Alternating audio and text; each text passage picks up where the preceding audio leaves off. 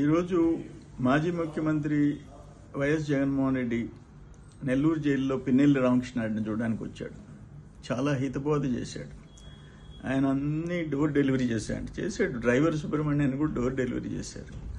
ఇది పిన్నెల్లి కేసులో ఆ సిఐ మీద చిన్న రాయి అట్టు పడిందంట. అంటే ఆయన తలకాయ పగిలింది, కానీ ఈయన మీద చిన్న గులకరాయి పడితే ఆ బిడ్డల్ని తీసుకొచ్చి ఇదే నెల్లూరులో జైల్లో పెట్టిన విషయం మాత్రం ఆయనకి గుర్తు రావడంలే. ఆఖరాన ఈయన భుజానికి బటన గింజంతా కూడా ఆ బ్లడ్ రక్తపు ఒక చుక్క వచ్చింది.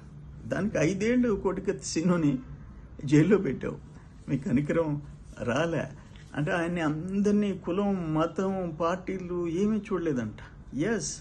చూడలేదు. ఒక రామోజీ, ఒక అమర్ రాజా, ఒక సంగం డైరీ, ఒక రఘురామకృష్ణరాజు, ఒక అచ్చెన్న, ఆఖరికి ఒక చంద్రబాబు నాయుడు గారు, వీళ్ళెవ్వరిని నువ్వు సమానంగా చూసావు. అది అందరికీ తెలిసిన విషయం. ఈవీఎం పగలగొడితే తప్పేంది అననే ఒక ముఖ్యమంత్రిగా చేసిన వ్యక్తి సరే ఏం మాట్లాడుతున్నారు మీరు? నీకు ఒక ప్రజాస్వామ్యం, ఒక చట్టం, ఒక ఎలక్షన్ కమిషన్, వాటి మీద నీకు గౌరవం ఉందా అని అడుగుతుండా.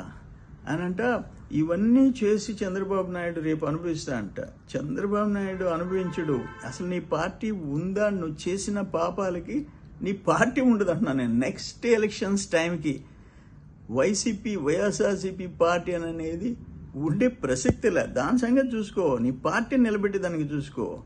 చంద్రబాబు ఉండేది లేనిది ప్రజలు నిర్ణయించినారు. చంద్రబాబు నేనంతా మంచి చేశానన్నావు. నేను మంచి చేస్తే 11 సీట్లు, నీకు 11 సీట్లు నువ్వు మంచి చేసావా?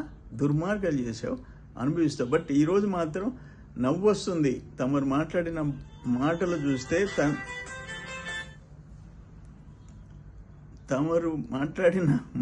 చూస్తే, చేసిన పాపాలకి ప్రాయశ్చిత్తం తప్పదు తమరికి.